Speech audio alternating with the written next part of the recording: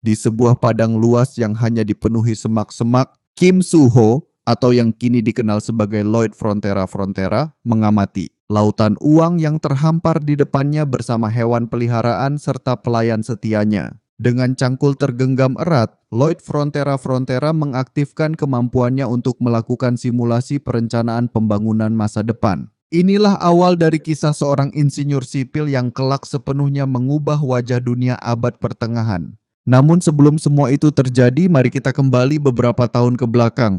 Kamu telah dipilih secara acak oleh makhluk absolut sebagai kandidat. Mulai sekarang, kamu akan menjadi karakter dalam sebuah novel berjudul Iron-Blooded Engineer.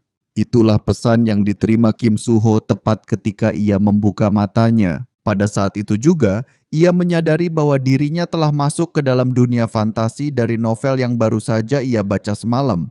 Meski begitu, ia masih merasa bingung, terutama saat mendapati dirinya sedang terbaring di atas tanah. Ia bangkit dengan tubuh menggigil, mulut kaku akibat tidur di jalanan, sementara sistem yang terus-menerus mengejeknya membuat tingkat stresnya meningkat drastis. Dan Lloyd Frontera berusaha memukulnya. Ketika akhirnya ia sadar, ia tahu bahwa dirinya telah merasuki tubuh seseorang. Pengawalnya yang telah mencarinya kemana-mana akhirnya menemukannya. Dia adalah tokoh utama dalam novel, Javier Asrahan. Lloyd segera mengenalinya karena penampilannya persis seperti ilustrasi di novel tersebut.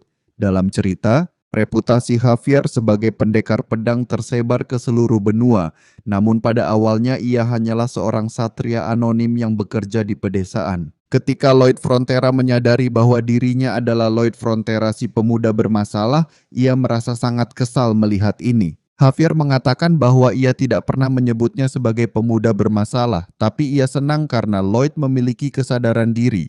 Sesampainya di rumah, keluarga Javier sedang menghangatkan diri di depan perapian sambil bertanya apakah Lloyd Frontera benar-benar tidak ingat apa yang terjadi. Ternyata Lloyd Frontera minum hingga mabuk berat, menghancurkan bar, dan berhasil pulang hanya dengan mengikuti nalurinya, namun pingsan di tengah jalan. Lloyd yang masih menggigil menatap lantai, meskipun ruangan terasa hangat, lingkungan sekitarnya tetap sangat dingin, sesuai dengan dunia fantasi abad pertengahan. Sebelum pergi, Javier mengatakan bahwa ia akan melaporkan insiden di bar tersebut kepada ayah Lloyd Frontera.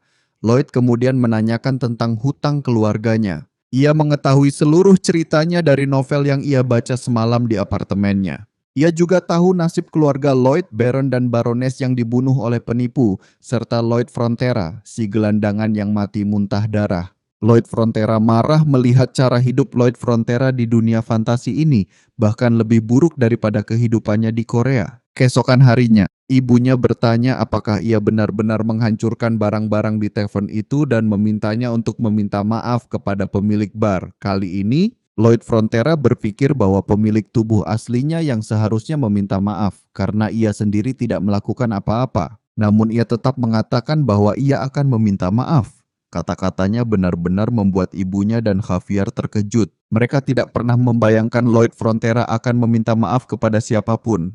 Di kota, seorang pria yang sedang bekerja melihat Lloyd Frontera dan pengawalnya berjalan melintasi jalan. Pria itu begitu ketakutan hingga ia bersembunyi di belakang gerobak. Sebenarnya hal ini terjadi pada semua orang di kota. Bahkan anak-anak diberitahu untuk tidak melakukan kontak mata dengannya. Lloyd bertanya-tanya mengapa Javier mengikutinya. Javier mengatakan bahwa tuannya memintanya mencegah terjadinya kecelakaan lagi. Singkatnya, ia berada di sana untuk melindungi penduduk desa dari Lloyd Frontera. Lloyd pun mulai berpikir apakah sebaiknya ia membersihkan citranya terlebih dahulu. Namun masalah yang lebih mendesak adalah menghasilkan banyak uang untuk melunasi hutang keluarganya agar ia bisa menikmati hidup yang layak. Ia memeriksa sistem untuk mencari trik yang bisa digunakan, namun hanya menemukan dua kemampuan yang terasa tidak berguna. Javier bertanya kemana Lloyd akan pergi karena mereka sudah berada tepat di depan bar. Lloyd Frontera mengatakan bahwa ia teralihkan dan tidak sadar sudah sampai. Namun Javier masih curiga dengan tindakannya dan menduga ia sedang berbohong. Saat Lloyd masuk ke dalam bar, Javier merasa bahwa Lloyd tampak berbeda dari malam sebelumnya, seolah-olah ia telah berubah menjadi orang yang lain. Di dalam bar terlihat jelas bahwa Lloyd memang membuat kekacauan malam sebelumnya. Ia meminta maaf, Namun permintaan maaf itu justru membuat pemilik bar semakin waspada. Melihat pemilik bar ketakutan karena Lloyd berbicara dengan nada formal, ia mencoba bersikap sedikit lebih sombong. Tetapi sepertinya permintaan maafnya tetap tidak berjalan dengan baik. Di luar, Javier mengatakan bahwa wajar saja pemilik bar tidak menerima permintaan maafnya karena Lloyd telah menghancurkan semua furnitur dan dekorasi yang membutuhkan waktu lama untuk diperoleh. Javier menjelaskan bahwa pemilik bar hanya akan puas setelah menerima kompensasi, sementara Lloyd masih harus melunasi banyak hutang keluarganya. Javier menambahkan bahwa kondisi ibu pemilik bar semakin memburuk karena dinginnya musim dingin. Namun justru hal itu membuat Lloyd Frontera memperoleh sebuah ide cemerlang, seolah-olah sebuah lampu menyala di kepalanya. Dia teringat bahwa di dunia ini belum ada lantai batu yang dipanaskan. Jika ia bisa membuatnya di sini, pastinya akan sangat laku.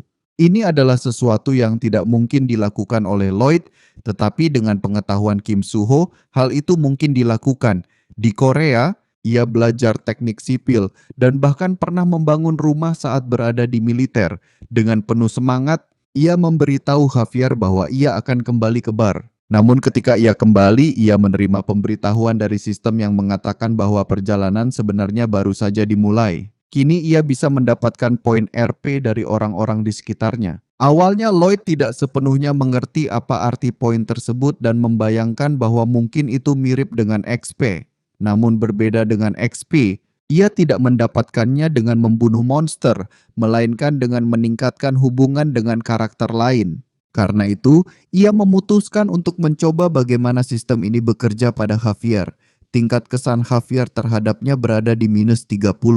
Merasa bahwa angka itu sangat rendah, ia mencoba memuji Javier dengan mengatakan bahwa ia tampan. Namun pujian itu justru membuat kesan Javier semakin buruk menjadi minus 31.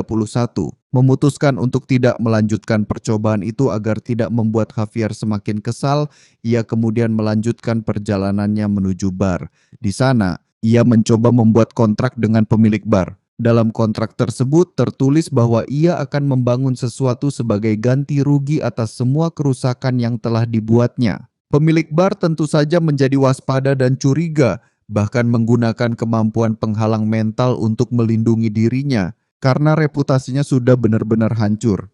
Lloyd tidak bisa begitu saja pura-pura menjadi orang lain untuk menebus kesalahan itu. Sebaliknya, ia memanfaatkan reputasinya sebagai pemuda bermasalah untuk memaksa pemilik bar menandatangani kontrak. Setelah kontrak berhasil ditandatangani, Lloyd Frontera mengatakan bahwa pemilik bar telah membuat pilihan yang tepat dengan bernegosiasi dengannya. Sementara pengawalnya menatapnya dengan penuh kecurigaan. Di halaman bar, Lloyd Frontera mulai mengukur tanah dengan sekop. Javier yang masih ragu bertanya apakah Lloyd sedang mencoba menciptakan pola perilaku buruk yang baru. Lloyd menjawab bahwa Javier hanya menilai dirinya berdasarkan tindakan di masa lalu, tetapi sekarang semuanya sudah berubah. Ia berjanji akan membuat mereka tersenyum. Pada akhirnya Lloyd mulai menggali tanah, meratakannya dan memukulnya beberapa kali hingga halus. Setelah itu, ia membangun struktur rumah dengan menggunakan kayu dari gudang rumah keluarganya. Seminggu kemudian, pondasi rumah hampir selesai. Yang tersisa hanyalah menggunakan tanah liat merah dari sungai untuk melengkapi pembangunan. Namun tubuh Lloyd Frontera masih lemah, tidak seperti mesin yang tak kenal lelah. Javier benar-benar terkesan karena Lloyd Frontera sungguh-sungguh memenuhi janjinya kepada pemilik bar. Meskipun ia terlihat sangat kelelahan, Lloyd Frontera berkata bahwa ia tidak punya waktu untuk beristirahat dan terus bekerja. Saat ia bersiap memotong kayu, Javier menghentikannya, mengambil kapak dari tangannya, dan bertanya apa yang perlu dilakukan. Dengan cepat, Javier melempar papan kayu ke udara dan memotongnya menjadi bentuk yang sempurna. Lloyd terkesan dan memberinya jempol. Ini memang seperti yang diharapkan dari seseorang yang kelak akan menjadi master pedang, kata Lloyd Frontera, bahkan membandingkannya dengan alat modern. Kemudian, dengan cukup berani, Lloyd meminta Javier membantunya menggali, meskipun jelas hal itu membuat Javier kesal, bukannya berterima kasih. Lloyd Frontera justru memintanya bekerja lebih banyak. Namun Lloyd berhasil meyakinkan Javier dengan mengatakan bahwa jika mereka menyelesaikan pekerjaan lebih cepat, Javier bisa memuaskan rasa penasarannya tentang apa yang sedang ia kerjakan. Tanpa pilihan lain, Javier akhirnya setuju membantu dan tidak lama kemudian mereka berhasil menyelesaikan pembangunan rumah tersebut. Javier kemudian bertanya tentang simbol yang terukir pada plakat rumah itu, namun Lloyd Frontera menjawab bahwa itu adalah logonya. Setelah itu, Lloyd menyalakan perapian dan memanggil pemilik bar serta ibunya untuk melihat hasil kerjanya. Begitu mereka masuk ke dalam ruangan yang hangat, ibu pemilik bar berkata bahwa ia merasa persendiannya mulai rileks, sementara pemilik bar bertanya-tanya bagaimana Lloyd Frontera bisa melakukannya. Lloyd Frontera berpikir bahwa wajar saja orang-orang di dunia ini terkejut. Ini adalah kekuatan teknik pemanas lantai andal dari Korea. Javier pun terkesan melihat bahwa Lloyd Frontera benar-benar berhasil membuat dua orang tersenyum. Meskipun Javier masih meragukan niat Lloyd, tak dapat dipungkiri bahwa berkat dirinya, dua orang kini merasa bahagia. Kesan Javier terhadap Lloyd Frontera meningkat 2 poin, dan Lloyd mendapatkan 36 poin RP. Lloyd bahkan sempat bercanda dengan pengawalnya, mengatakan bahwa Javier mungkin berpikir bagaimana mungkin sampah seperti dirinya bisa memiliki ide seperti itu. Meski pembangunan rumah contoh ini membutuhkan sedikit biaya, hal itu tidak masalah karena bangunan tersebut akan menjadi etalase dari sumber uang barunya. Beberapa hari kemudian, orang-orang mulai mengantre untuk merasakan sauna yang dibuat Lloyd.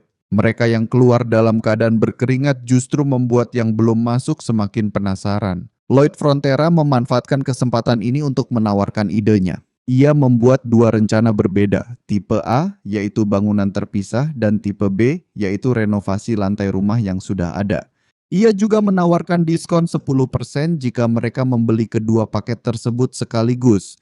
Sementara Lloyd Frontera sibuk menawarkan kontrak, ayahnya muncul dan bertanya apa yang sedang ia lakukan.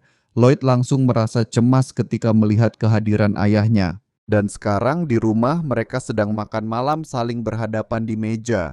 Bukan karena Lloyd menghindar, tetapi akan menjadi masalah jika ayahnya melarangnya bekerja pada proyek bangunan. Ayahnya memutuskan untuk mendengarkan apa yang ingin ia sampaikan dan bertanya apa yang sedang direncanakannya kali ini. Lloyd mencoba bersikap biasa saja.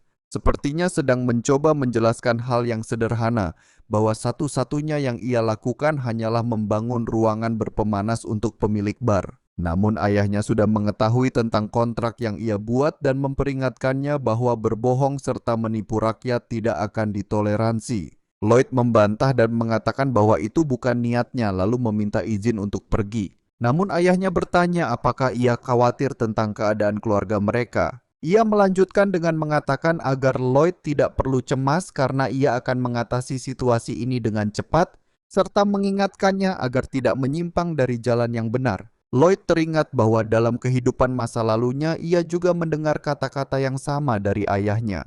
Pada saat itu ia berpikir semuanya baik-baik saja, namun ternyata semua itu hanya kebohongan. Saat Lloyd pergi, dia berkata kepada ayahnya agar tidak menyerah dan tetap kuat. Kata-kata itu adalah yang seharusnya dia ucapkan kepada ayahnya dulu. Saat berjalan di lorong sambil memikirkan permintaan-permintaan yang diterimanya, dua penagih utang lewat tanpa menyapanya. Di dalam ruangan Baron, mereka mengatakan bahwa dia hanya punya 5 hari sebelum tenggat waktu, dan jika dia terus tidak membayar, mereka tidak akan tinggal diam. Lloyd yang sedang menguping dari balik pintu berpikir bahwa ini adalah waktu yang tepat untuk muncul. Dia ingat mendapatkan beberapa RP ketika kesan Javier meningkat dan dia mendapati bahwa RP itu bisa digunakan untuk meningkatkan keterampilannya. Sebuah pemindaian muncul, menganalisis semua keterampilan yang dia miliki. Sistem menyatakan bahwa dia lebih pintar dari yang terlihat, membuat Lloyd Frontera marah, mengatakan bahwa itu jelas karena dia dulu adalah siswa beasiswa berprestasi. Dua keterampilan yang dia peroleh berdasarkan pengetahuannya saat ini adalah pengukuran dasar dan desain dasar.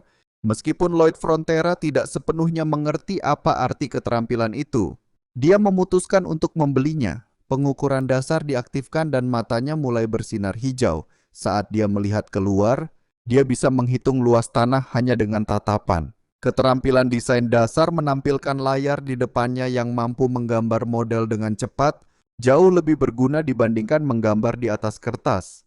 Meski pekerjaan akan menjadi lebih mudah mulai sekarang, masih ada masalah konstruksi karena dia tidak memiliki cukup tenaga kerja. Lloyd Frontera berpikir bahwa memiliki alat berat seperti ekskavator akan sangat memudahkan. Sistem mengatakan bahwa mungkin untuk memanggilnya, membuat Lloyd Frontera sangat bersemangat. Namun, dibutuhkan 50 HP untuk memanggil spesies fantasi secara acak sementara dia hanya memiliki satu. Meski begitu, itu sudah bagus karena jika spesies fantasi sesuai dengan bayangannya, mereka mungkin lebih berguna daripada alat berat. Kembali ke penagih utang, mereka mengancam Baron dengan mengatakan bahwa jika dia tidak memiliki cukup uang untuk membayar, mereka mungkin akan mengambil istrinya dan menjualnya. Namun pada saat itu, Lloyd Frontera muncul dan bertanya apakah mereka kehilangan tata krama hanya karena mereka adalah penagih utang. Mereka bertanya mengapa seorang anak mencampuri urusan orang dewasa, tetapi sebelum mereka sempat mengusirnya, Lloyd Frontera meminta surat undangan mereka. Dalam hukum bangsawan kerajaan pasal 3 bagian 6 disebutkan bahwa semua bangsawan memiliki hak untuk melindungi hak serta kepentingan mereka dan memasuki rumah bangsawan tanpa undangan setara dengan tindakan invasi. Penagih utang itu mengaku tidak pernah mendengar hukum tersebut, namun Lloyd Frontera menantang mereka untuk mengeceknya bersama dan memanggil Xavier. Segera setelah Xavier masuk ke ruangan, Lloyd Frontera memerintahkannya untuk memotong tangan para penyusup itu. Penagih utang bertanya apakah Lloyd Frontera sudah gila atau apakah dia berniat menyelesaikan masalah ini di pengadilan. Lloyd Frontera menjawab bahwa itulah alasan dia menyuruh mereka untuk memeriksanya bersama, agar terlihat pihak mana yang akan dipilih oleh pengadilan. Melihat Xavier menghunus pedangnya, kedua penagih utang itu ketakutan dan lari sambil mengancam bahwa mereka akan menyesal. Ayahnya yang tanpa rasa takut memprotes, mengatakan bahwa tindakan ini tidak akan membantu menenangkan situasi. Hingga akhirnya Lloyd Frontera melemparkan sebuah kantong uang ke atas meja.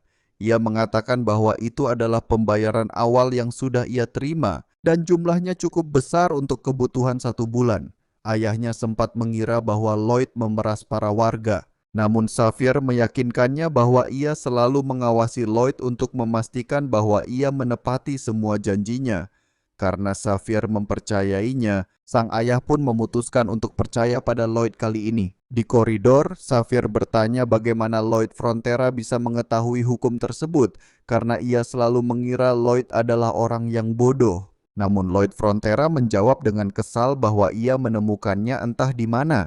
Padahal sebenarnya ia mengetahui hal itu melalui novel. Dalam cerita itu, setelah orang tua Lloyd Frontera meninggal, para penagih utang mencoba menggali dan menjual jenazah mereka. Saat itulah Xavier menyebutkan hukum tersebut dan memenggal kedua penagih utang itu. Mengetahui isi novel memang memberinya keuntungan. Dan satu pesan dari sistem langsung menarik perhatiannya. Saat ini Lloyd Frontera memperoleh 60 HP karena meningkatnya kepercayaan sang ayah. Dia pergi ke area terpencil, jauh dari orang-orang, dan mengaktifkan pemanggilan acak. Beberapa roda gigi mulai melayang di udara, membentuk lingkaran sihir, namun ukurannya kecil, jauh lebih kecil dari yang dibayangkannya. Dari lingkaran itu, seekor tikus kecil muncul dan jatuh ke tanah. Melihat tikus sekecil itu, Lloyd Frontera berpikir pemanggilannya gagal, membuat tikus malang itu menangis. Tikus itu berhasil berkomunikasi dan mengatakan bahwa pemanggilan itu bukan kegagalan dan dia bisa melakukan banyak hal. Lloyd Frontera bertanya apa saja yang bisa dilakukannya, lalu tikus itu mengeluarkan sebuah buku panduan. Meskipun merasa jijik karena buku itu tertutup air liur, Lloyd Frontera tetap mengambilnya. Dari buku itu dia mengetahui bahwa selain lucu, tikus ini bisa diubah kondisinya melalui makanan. Biji merah membuatnya menjadi raksasa selama 12 jam, sedangkan biji biru mengecilkan ukurannya. Lloyd Frontera bertanya apakah tikus itu bisa sebesar manusia, karena hamster adalah penggali yang handal, dan jika sebesar manusia akan sangat berguna. Ketika Lloyd memberinya makanan, hamster itu mulai bersinar dan tumbuh. Hamster itu tumbuh begitu cepat hingga menabrak Lloyd dan membuatnya terpental. Hamster yang sebelumnya hanya muat di telapak tangannya, kini menjelma menjadi makhluk raksasa dengan tinggi lebih dari 10 meter. Selain ukurannya yang luar biasa, hamster ini juga memiliki kemampuan menggali yang sangat cepat, mampu menembus tanah layaknya bor hidup. Ia bahkan bisa mengeraskan tanah hanya dengan berguling di atasnya, serta menyimpan banyak benda di dalam mulutnya. Lloyd Frontera pun merasa senang karena masalah alat berat akhirnya teratasi. Namun tentu saja ia tidak bisa sembarangan menampakkan makhluk raksasa ini di hadapan orang banyak karena bisa menimbulkan kecurigaan besar. Jadi, Lloyd memutuskan untuk selalu membawa buku panduan pemanggilan itu dan mengaku sebagai seorang jenius dalam seni pemanggilan. Keesokan harinya, Lloyd Frontera memberikan instruksi kepada para pekerja sambil meneriakkan slogan-slogan penyemangat. Ia bahkan membuat semua orang mengikuti ucapannya. Keselamatan adalah yang utama. Pasukan berjumlah 30 orang itu terlihat jelas tidak memiliki motivasi untuk bekerja. Meskipun mereka tetap menerima bayaran tanpa melakukan apapun, Lloyd Frontera pun bertanya-tanya mengapa Baron tidak memecat mereka sejak awal. Namun di sisi lain, situasi ini justru menguntungkannya karena tidak ada biaya tambahan untuk tenaga kerja. Untuk mencoba memotivasi mereka, Lloyd Frontera memberikan pidato motivasi sambil menunjuk segenggam tanah. Dia mengatakan bahwa dirinya menghabiskan malam untuk menggali tanah itu, lalu meminta mereka membawanya ke lokasi konstruksi. Padahal sebenarnya tikus besar Pepodong yang menggali itu dalam waktu 30 menit. Namun meskipun sudah berpidato, para pekerja tetap tidak termotivasi sama sekali. Lloyd berpikir ini reaksi yang normal karena orang-orang memang tidak suka bekerja. Tiba-tiba dia dihentikan oleh kesatria senior Nauman yang bertanya apa yang baru saja diperintahkannya kepada pasukan. Kehadiran pria ini memang sudah diduganya. Ada 3 kesatria yang tinggal di properti ini, Nauman, Bayern, dan Xavier. Di awal cerita, Bayern dan Xavier tetap setia hingga properti itu hancur, tapi pria di depannya ini adalah yang pertama mengkhianati Baron. Lloyd bertanya apa yang sedang dilakukannya. Nauman menjawab bahwa dia tidak percaya Lloyd memerintahkan para prajurit melakukan pekerjaan kotor, dan sebagai kepala kesatria dia tidak bisa menerimanya. Lloyd Frontera mengatakan bahwa dia sudah mendapatkan persetujuan dari Tuan Baron. Tapi Nauman terus membicarakan masa lalu dan menuduh Lloyd menggunakan para prajurit untuk kepentingan pribadi. Lloyd bertanya apakah Nauman ingin dipukul, yang langsung membuat pria itu stres. Lloyd kemudian melakukan gerakan pertama dengan melemparkan pasir ke wajah Nauman. Semua orang yang melihat itu terkejut. Sementara para penjaga bertanya-tanya apakah Lloyd Frontera benar-benar baru saja mencoba mencoreng reputasinya. Lloyd Frontera pura-pura tidak mendengar, lalu langsung menantang Nauman untuk duel. Sekembalinya ke kediaman, Xavier bertanya apakah Lloyd yakin bisa mengalahkan Nauman. Lawannya adalah pria berhati kuat dan dikenal sebagai ahli pedang, sedangkan Lloyd Frontera hanyalah orang yang malang. Bagaimana mungkin dia bisa berpikir untuk menang melawan Nauman? Xavier merasa kesal karena Lloyd terus saja menggodanya, hingga hampir saja ia melayangkan pedangnya ke arah Lloyd. Ia mencoba menganalisis tindakan Lloyd, namun segala hal yang dilakukan oleh Lloyd tampak begitu aneh. Setelah mengupil dengan santainya, Lloyd meminta Xavier untuk mengajarinya ilmu pedang. Xavier menolak dengan tegas, mengatakan bahwa ia tidak akan pernah mengajarkan ilmu pedangnya kepada orang seperti Lloyd karena ia khawatir Lloyd akan menyalahgunakan ilmu tersebut terhadap orang-orang di sekitarnya. Lloyd Frontera sudah memperkirakan penolakan itu, maka dari itu ia menawarkan untuk menyembuhkan insomnia milik Xavier. Xavier terkejut dan bertanya bagaimana Lloyd bisa tahu soal itu, seolah-olah Lloyd menjawab pertanyaannya langsung dari dalam pikirannya. Lloyd Frontera menjelaskan bahwa ia membacanya di dalam novel. Dalam cerita tersebut, tingkatan para ksatria dibagi menjadi 4 level. Dan level Xavier saat ini adalah ahli pedang. Sebentar lagi ia akan naik ke level tertinggi yaitu master pedang. Penyebab insomnia Xavier adalah karena sarafnya sudah mencapai tingkat manusia super. Xavier akhirnya setuju dengan kontrak yang ditawarkan Lloyd, tetapi ia akan mengajarkan ilmu pedang hanya jika Lloyd bisa membuatnya tertidur. Xavier menambahkan bahwa ia sudah mencoba berbagai metode untuk mengatasi insomnianya, mulai dari terapi perilaku kognitif, obat herbal, hingga terapi aroma. Meskipun sudah mencoba banyak hal, dalam hitungan menit setelah itu Xavier langsung tertidur pula seperti bayi, memeluk bantalnya erat-erat. Metode yang digunakan Lloyd Frontera untuk membuatnya tidur ternyata sangat sederhana. Sama seperti guru yang membosankan di kelas, ia berbicara begitu banyak hingga akhirnya Xavier tertidur. Setelah Lloyd menepati bagiannya dalam kesepakatan, semua teknik pedang Xavier akan menjadi miliknya.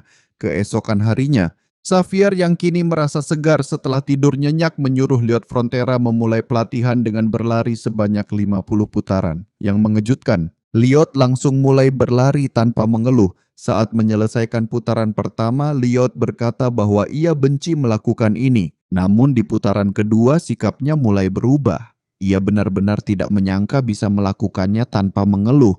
Pada putaran ketiga, Liot mengungkapkan rencananya, mengatakan bahwa Xavier mungkin akan berkata sesuatu seperti, "Kamu tidak berbakat untuk ini?" lalu mengabaikan pelatihannya. Sementara Liot terus mengganggu Xavier dengan tingkahnya. Ia mendapatkan sebuah keterampilan dari sistem yang memintanya untuk memukul dirinya sendiri, tetapi Liot memutuskan untuk mengabaikannya. Akan jadi bohong jika Liot mengatakan bahwa ia tidak lelah. Namun semua itu bukan apa-apa dibandingkan kehidupannya yang dulu. Ia tidak punya keluarga dan bangun sendirian setiap hari. Ia bekerja mengangkat batu bata hingga lantai 4 gedung setiap hari, dan di malam hari ia membongkar muatan truk. Semua itu ia lakukan hanya untuk bertahan hidup, dengan harapan suatu hari semuanya akan menjadi lebih baik. Dibandingkan rasa sakit dan keputusasaan itu, latihan ini tidak ada apa-apanya.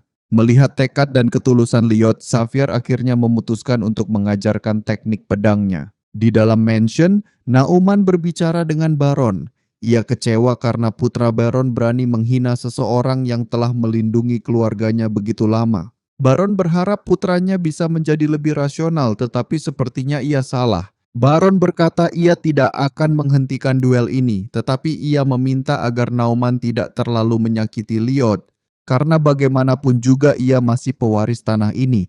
Nauman menerima permintaan itu, tetapi niat aslinya sama sekali berbeda. Ia berencana membunuh Liot. Dalam pertarungan tersebut, jika Baron berani protes, dia akan membunuh Baron dan istrinya lalu membuatnya seolah-olah mereka bunuh diri semuanya.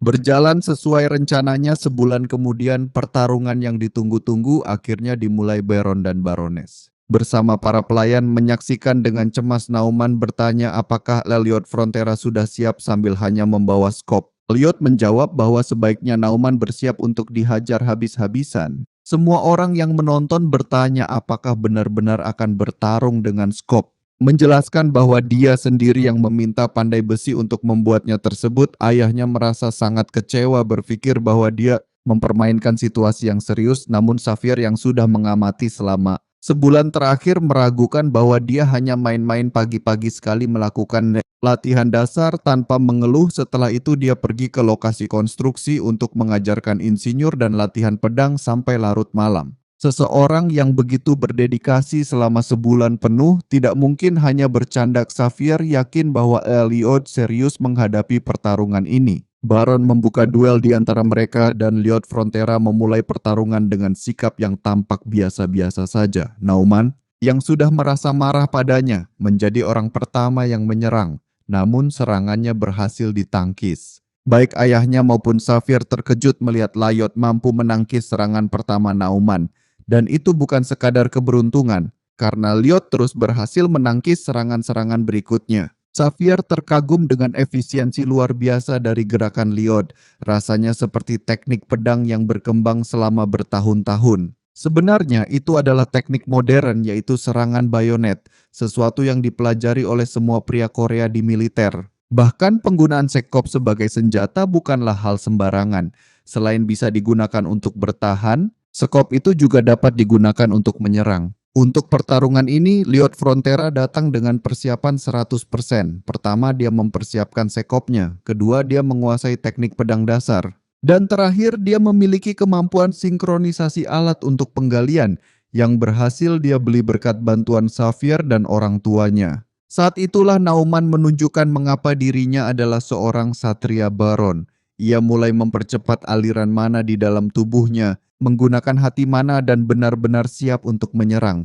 Kali ini ia maju dengan sangat cepat ke arah Liot Frontera. Bahkan Xavier merasa mustahil bagi orang biasa untuk menahan serangan dari seseorang yang memiliki hati mana. Namun tentu saja Liot bukanlah orang biasa. Meskipun Nauman menyerang dengan kekuatan penuh dan berniat membunuhnya, Liot Frontera tetap berhasil menahan pedangnya. Nauman kebingungan, merasa seolah tubuhnya tenggelam. Ini adalah kemampuan keempat yang sudah dipersiapkan Liot, teknik inti azrahan, Teknik yang kelak membuat Xavier menjadi pria terkuat dalam novel. Nauman segera menyadari bahwa mana dari serangannya telah terserap. Ia dengan cepat menarik pedangnya, tetapi Lyot memanfaatkan celah itu untuk menghantam wajahnya. Pukulan tersebut begitu kuat hingga salah satu gigi Nauman terlempar dan lalu ia menerima serangan lainnya. Semua orang di sekitar terkejut. Lyot benar-benar berhasil menang. Ayahnya segera mengakhiri duel tersebut, tetapi kemarahan Lyot belum reda. Ia terus memukuli Nauman yang sudah tergeletak di tanah, hingga ayahnya marah dan memerintahkannya untuk berhenti. Beberapa prajurit mencoba menghentikannya, mengatakan bahwa duel telah selesai. Para kesatria lain dari keluarga itu berkomentar bahwa Lyot sudah berada di luar kendali. Lyot mengaku sudah tenang dan meminta para prajurit untuk melepaskannya, hanya untuk kembali memukul Nauman.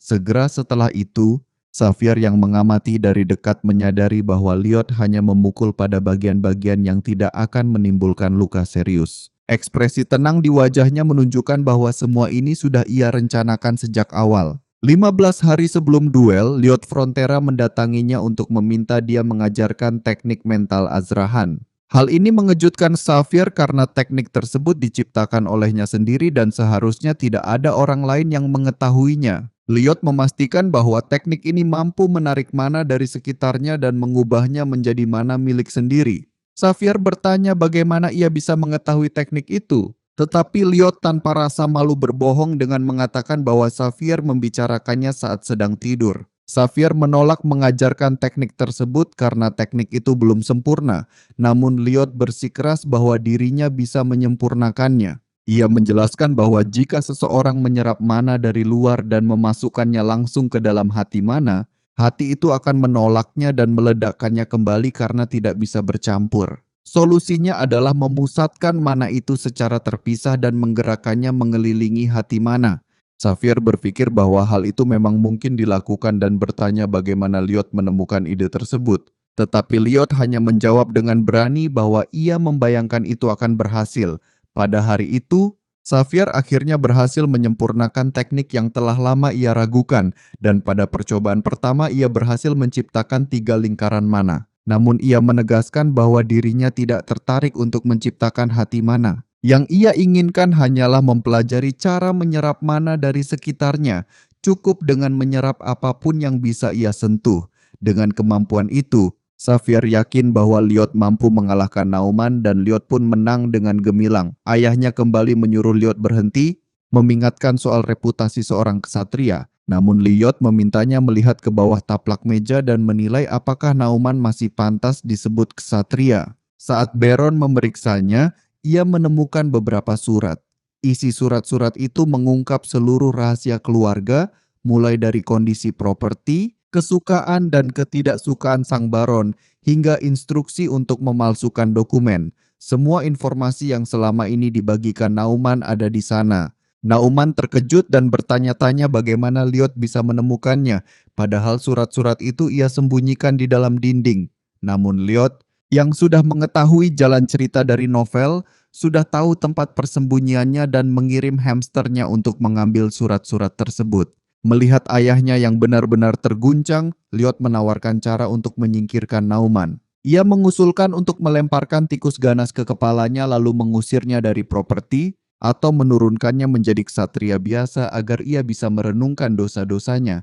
Orang-orang di sekitar kebingungan, bertanya-tanya mengapa Lyot ingin melemparkan tikus kepadanya, karena tikus kecil tidak akan melukai Nauman. Namun baik ayahnya maupun para saksi menganggap saran itu masuk akal dan cukup murah hati meski terlihat berbahaya. Baron pun menyetujui hukuman tersebut dan bertanya apakah Nauman memiliki keberatan. Tentu saja Nauman tidak keberatan dan justru berterima kasih atas kemurahan hati mereka. Namun Lyot menegaskan bahwa memperlakukan penjahat dengan baik tidak akan membuat mereka bertobat. Sebaliknya, itu hanya akan membuat mereka semakin bertekad untuk memanipulasi dan memanfaatkan kebaikan itu. Lyot Frontera tersenyum melihat senyuman terakhir Nauman.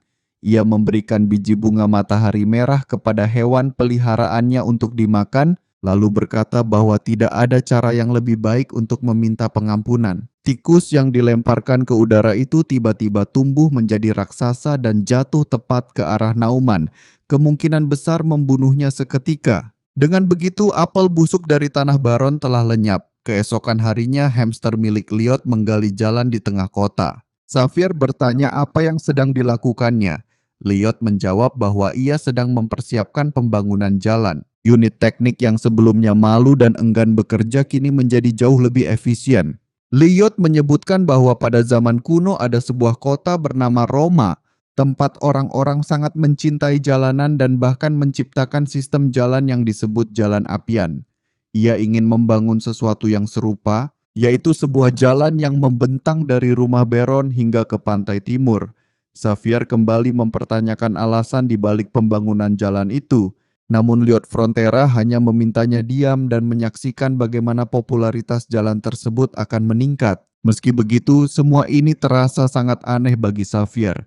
Ia lalu bertanya dari mana Lyot tiba-tiba belajar melakukan semua hal ini, dan apakah dia benar-benar masih Tuan Muda Lyot yang selama ini ia kenal. Saat membaca karakter Xavier dalam novel, Lyot Frontera sudah tahu bahwa reaksi seperti ini bisa terjadi. Xavier adalah tipe orang yang langsung mencabut pedangnya ketika melihat perubahan yang mencurigakan. Lyot mulai berpura-pura kembali menjadi dirinya yang dulu, mengklaim bahwa ia belajar secara diam-diam tanpa sepengetahuan siapapun. Ketika Xavier menyebut bahwa selama ini Lyot hanya hidup bergantung pada alkohol, Lyot dengan cepat membalas bahwa Xavier tidak mengawasinya sepanjang hari, jadi mana mungkin ia tahu apakah Lyot diam-diam belajar atau tidak. Xavier kembali bertanya bagaimana Lyot bisa melakukan pemanggilan sihir, sesuatu yang bahkan sulit dilakukan oleh penyihir berpengalaman selama 20 tahun. Lyot kemudian balik bertanya bagaimana Xavier bisa menggunakan mana dengan begitu baik pada usia 20 tahun. Jika Xavier seorang jenius, mengapa Lyot tidak mampu membantah kata-katanya? Xavier terdiam. Lyot pun memanfaatkan momen itu untuk segera melarikan diri secepat mungkin. Ia pergi menemui Ksatria Bayern dan memintanya mengurus semua hal selama ia pergi. Xavier mengatakan bahwa ia akan ikut karena mengawasi Tuan Muda Frontera adalah tugasnya. Lyot hanya menanggapi bahwa Xavier mengucapkan hal yang sudah jelas, lalu bertanya kemana mereka akan pergi. Ia menjawab bahwa mereka akan pergi ke tempat yang jauh untuk menagih utang yang belum dibayar. Di sebuah kota kecil terpencil di wilayah Rudenia, seorang penipu dari bisnis real estate sedang sangat stres karena kebiasaannya mencari uang lewat berjudi. Pengawal itu juga mengancam bahwa jika si penipu tidak memiliki cukup uang untuk membayarnya, maka ia harus pergi. Si penipu itu ketakutan, berjanji bahwa ia masih bisa membayar dan memohon agar pengawalnya tidak pergi. Ia berkata bahwa ia masih bisa menghasilkan uang dengan menipu orang lain lagi, tetapi karena banyak orang sedang mencarinya, lebih baik ia bersembunyi untuk sementara waktu. Pada saat itu Lyot Frontera menendang pintu bar hingga terbuka. Si penipu bertanya apa yang terjadi dengan Lyot, namun ketika Lyot memperkenalkan diri, penipu itu terkejut seperti melihat hantu. Ia langsung memerintahkan pengawalnya untuk lari bersamanya. Dengan sekali lompatan, ia melompat melalui jendela bar. Namun ketika ia sampai di gang, sudah ada Xavier yang menunggunya di sana. Xavier memerintahkan pengawal itu untuk menyerahkan si penipu dan pergi. Jika menolak, ia akan dianggap sebagai kaki tangan. Pengawal itu tidak mau menyerah begitu saja. Saat ia bersiap melancarkan sihir, ia bertanya apakah Xavier tahu cara menggunakan pedang. Lyot Frontera yang mengamati pertarungan dari jendela yang pecah berkata bahwa dalam novel setelah kehilangan Baron, Xavier menuntut balas dan bertarung dengan pengawal ini.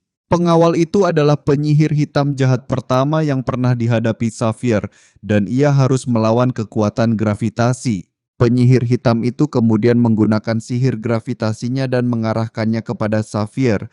Meskipun Xavier berhasil menahannya dengan pedang, sihir itu meluas dan menciptakan medan gravitasi di sekelilingnya. Penyihir hitam itu lalu meningkatkan gravitasi, membuat Xavier memecahkan tanah dengan kakinya. Dalam novel, ketika melawan pria ini, Xavier baru berada pada tingkat ahli pedang. Namun kini ia sudah memiliki 3 lingkaran mana, sehingga ia dapat dengan mudah memotong sihir gravitasi tersebut. Melihat bahwa mustahil melawannya secara langsung, penyihir hitam itu melarikan diri dan mengatakan bahwa hal ini bukan bagian dari kontrak. Safir kemudian bertanya, apakah si penipu tahu apa yang akan terjadi jika ia melakukan kejahatan? Safir bermaksud memotong kaki si penipu agar ia merangkak ke pengadilan. Namun pada detik terakhir, Lyot melangkah ke tengah serangan dan menghentikannya. Lyot berteriak kepada Safir, mengatakan bahwa jika mereka membawa masalah ini ke pengadilan, hukuman bagi si penipu bisa saja hukuman mati. Safir terkejut karena Lyot baru saja menunjukkan kebaikan kepada orang lain. Mereka mengikat dan mengurung si penipu di dalam ruangan.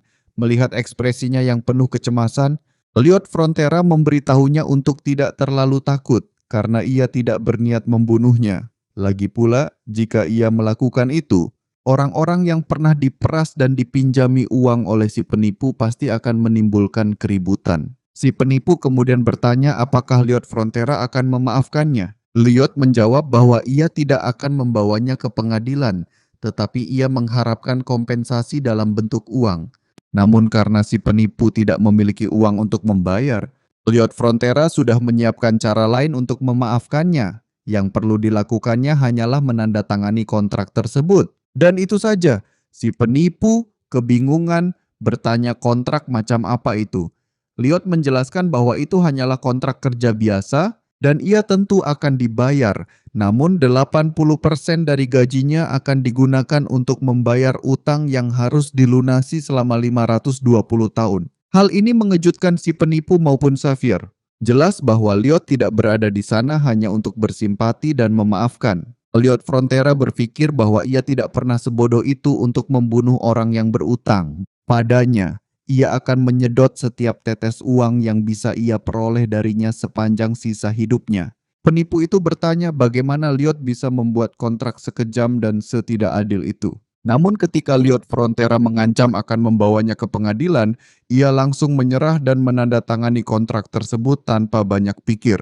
Kembali di dalam kereta, dalam perjalanan menuju kota, si penipu masih terlihat terikat. Safir menyebutkan bahwa berkat uang dari si penipu, mereka tidak perlu mengkhawatirkan bunga selama beberapa bulan. Namun Lyot Frontera segera mengoreksinya, mengatakan bahwa ia akan menggunakan semua uang itu sebagai investasi untuk biaya tenaga kerja.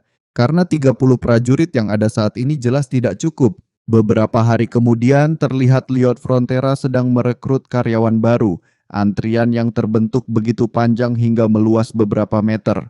Ia bertanya kepada Safir apakah orang-orang itu benar-benar membencinya. Safir mengakui bahwa mereka memang sempat membencinya. Tetapi karena sekarang ia menjual di Endel dengan harga lebih rendah dan tegas dalam menghukum para pengkhianat, orang-orang mulai melihatnya sebagai sosok yang dapat dipercaya dan kompeten. Seorang pria di depannya kemudian bertanya di mana ia bisa menandatangani kontrak. Namun sebelum menandatangani, pria itu terlebih dahulu menyampaikan rasa terima kasihnya karena berkat Lyot, putranya tidak lagi harus mengkhawatirkan kedinginan saat musim dingin. Mendengar itu, Lyot Frontera justru merasa malu, sebab menurutnya ia hanya memenuhi kerakusannya sendiri. Pria tersebut kemudian melanjutkan ucapannya, mengatakan bahwa ia memiliki kerabat dari kota lain yang ingin membeli ondol. Lyot Frontera sudah memperkirakan hal ini sejak awal, karena ia memang tidak membangun ondol tanpa tujuan. Kini ia berniat menaikkan harga dengan dalih biaya perjalanan, sehingga dapat meraup keuntungan besar dari mereka. Di pegunungan, Lyot memberitahu Safir bahwa suatu hari gunung ini akan benar-benar gundul, sebab produksi ondol mengonsumsi begitu banyak sumber daya. Pepohonan di sini tidak akan mampu bertahan lama. Itulah alasan ia membatalkan pembangunan jalan apian. Di ujung jalan itu sebenarnya terdapat cadangan batu bara bitumen yang bisa mereka ekstraksi dan jual dengan harga tinggi. Jika ondol mendapat tingkat persetujuan yang baik, negara lain pun tidak akan mampu menolaknya. Tentu saja, warga di kota mereka tetap akan mendapat potongan harga, meski hanya sedikit. Lyot bertanya apakah Safir menganggap rencananya tidak adil, namun ia kemudian menjelaskan bahwa bila ia tidak melakukan hal ini, ia tidak akan pernah mampu melunasi utang keluarganya. Safir pun setuju, meski ia menegaskan bahwa menambang di sana hampir mustahil karena lokasi itu pernah runtuh sebelumnya. Namun Lyot mengatakan bahwa ia tetap bisa melakukannya. Sebab ia mengetahui teknologi penggalian dari era modern, ia berencana menggunakan metode pelindung. Xavier tidak memahami apa yang dimaksud dengan metode tersebut, tetapi ia berjanji akan terus mengamati tuan muda yang kini benar-benar tampak berbeda. Namun bahkan Lyot Frontera yang telah membaca novel ini pun tidak mengetahui seluruh detail dunia tersebut. Ada bahaya tersembunyi yang mengintai. Di dalam gua itu, ribuan makhluk mengerikan tengah menunggu untuk muncul. Lyot merapatkan kedua tangannya dan mengaktifkan sihir. Ia mencoba memanggil sebuah apartemen bertingkat tinggi dan melemparkannya ke atas, tetapi pada kenyataannya, sihir itu hanya berfungsi mempercepat desain pada jarinya. Ia menghela napas lelah, sebab proyek ini memakan waktu jauh lebih lama dari yang ia bayangkan. Sebenarnya jika bisa, dia ingin memanggil 100 pekerja undead yang tidak membutuhkan gaji. Akibat insiden dengan Noman, dia memperoleh 639 poin reputasi karena kesan baik dari orang-orang. Dia meningkatkan keterampilan desain dasarnya dan keterampilan pengukuran dasarnya ke tingkat menengah sehingga mendapatkan fungsi baru. Setibanya di pintu masuk tambang, dia merenungkan bagaimana seharusnya dia menggali di sana. Dia mengaktifkan keterampilan pengukuran menengahnya dan dapat memindai hingga 5 meter. Dengan kemampuan ini, dia bisa menemukan jalur yang paling aman. Namun masalahnya adalah bagaimana cara menggali pintu masuk dengan cepat. Manusia akan memakan waktu terlalu lama dan mudah lelah, sementara Padong sudah muak dengan proyek jalan. Dia merasa tidak ada pilihan lain selain menggambar spesies baru secara acak. Dia mengaktifkan portal mini lagi yang mengeluarkan suara cukup nyaring, dan seekor ular mini muncul darinya. Melihat ular lucu ini terlihat tidak berguna dari luar, tetapi dia ingat bahwa Padong juga seperti itu. Dia bertanya apakah ular itu bisa tumbuh besar dengan biji bunga matahari. Dia meminta ular itu untuk menunjukkan kemampuannya. Beberapa minggu kemudian dia melihat bahwa ular itu jauh lebih berguna daripada yang dia bayangkan. Ular itu bisa memakan tanah di depan peralatan perisai kemudian mencerna makanannya. Saat itu Xavier bersiap untuk serangan. Ular itu mengeluarkan besi dan Xavier bertugas memotongnya, yang kemudian digunakan untuk membangun struktur penyangga tanah. Xavier mempertanyakan mengapa dia harus memotong kotoran ular raksasa. Namun Lyot Frontera tidak peduli dan memerintahkan semua orang untuk bergerak maju mendorong perisai besi. Meskipun dia sudah memasang tabung oksigen, dia masih merasa sedikit pusing. Namun jika bukan karena tabung tersebut, dia mungkin sudah pingsan di dalam. Melihat Lyot sudah mulai kelelahan, Xavier memberitahu bahwa Lyot juga perlu istirahat seperti para pekerja lainnya. Tetapi Lyot Frontera mengatakan bahwa dia adalah manajer lapangan dan perlu mengawasi operasi serta bertindak dengan bertanggung jawab. Di Korea, orang-orang yang bertanggung jawab atas pekerjaan biasanya tidak turun langsung ke lapangan. Dia sangat membenci orang seperti itu dan berjanji tidak akan pernah menjadi salah satu dari mereka. Lyot menggunakan kemampuannya dan mendeteksi batu bara yang bersinar di depan. Dia menghibur semua orang dengan mengatakan bahwa mereka hampir sampai. Lyot berterima kasih pada si ular kecil karena berkat bantuannya mereka dapat menyelesaikan pekerjaan 10 kali lebih cepat. Sementara itu, Lyot Frontera menjelaskan bahwa setelah mereka mencapai batu bara, mereka harus membongkar perisai dan memperluas ruang. Tiba-tiba mereka mulai mendengar suara dari dalam tanah. Terkejut, Lyot Frontera menggunakan kemampuannya dan melihat lubang kecil yang sebelumnya tidak ada dan lubang itu mulai membesar. Tak lama kemudian, seekor semut raksasa muncul dari dalamnya. Xavier segera memotong antenanya dan Lyot menggunakan skopnya untuk menghancurkan kepalanya. Kemunculan mendadak monster ini mengejutkan mereka karena itu bukan sesuatu yang pernah muncul dalam novel. Namun ini bukan waktu untuk bersantai. Karena semut tidak berjalan sendirian, ribuan semut mulai bermunculan. Frontera segera mengevakuasi semua orang keluar. Sementara itu Xavier berhasil menahan sebagian dari mereka, memotong para semut menjadi potongan-potongan kecil. Jika ada koloni semut, bisa jadi terdapat antara 200 hingga 1000 monster di dalamnya. Xavier mulai kehabisan napas, dia tidak akan mampu menahan semuanya. Jalan yang mereka buat memang sangat terstruktur sehingga tidak akan runtuh kecuali jika mereka menggunakan dinamit. Situasinya tampak semakin rumit. Karena itu Xavier menampar wajah Lyot untuk menyadarkannya dan mencegahnya panik. Lyot yang terus memutar otak untuk mencari solusi, akhirnya mendapat ide brilian lainnya. Ia memberitahu Xavier bahwa mereka akan menyerbu langsung dan masuk ke dalam terowongan semut. Meskipun Xavier menganggap ide itu terdengar konyol, dia tahu pasti ada alasan di baliknya. Maka mereka pun melanjutkan rencana tersebut. Di kediaman Baron, kabar tentang serangan monster di tambang segera membuatnya bergerak. Tanpa menunda waktu, ia mengenakan set armor miliknya dan memerintahkan semua orang untuk berangkat menuju lokasi.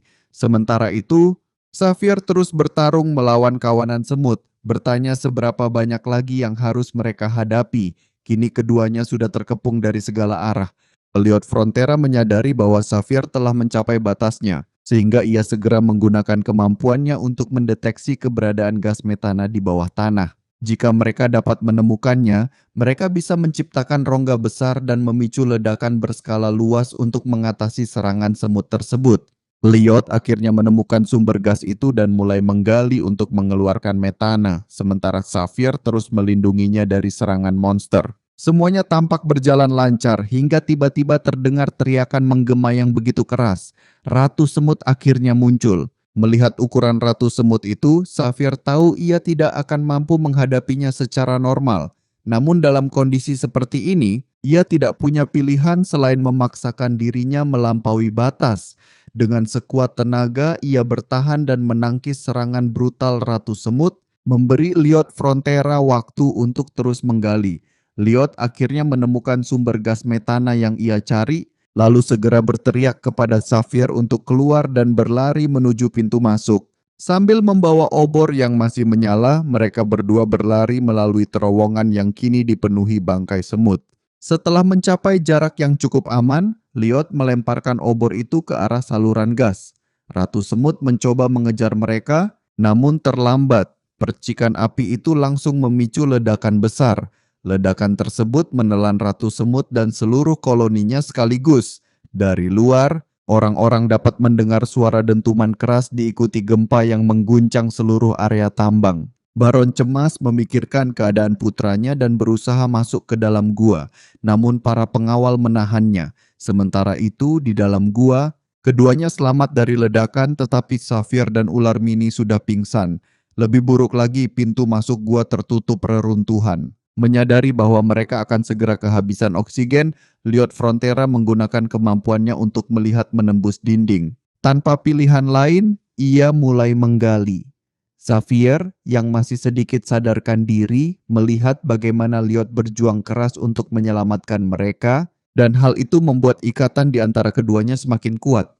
Menyadari bahwa ia tidak punya apa-apa lagi untuk dipertaruhkan, Elliot meminta sistem untuk meningkatkan kemampuannya. Sistem menganalisis seluruh kemampuan yang ia miliki dan menggabungkannya menciptakan teknik inti azrahan.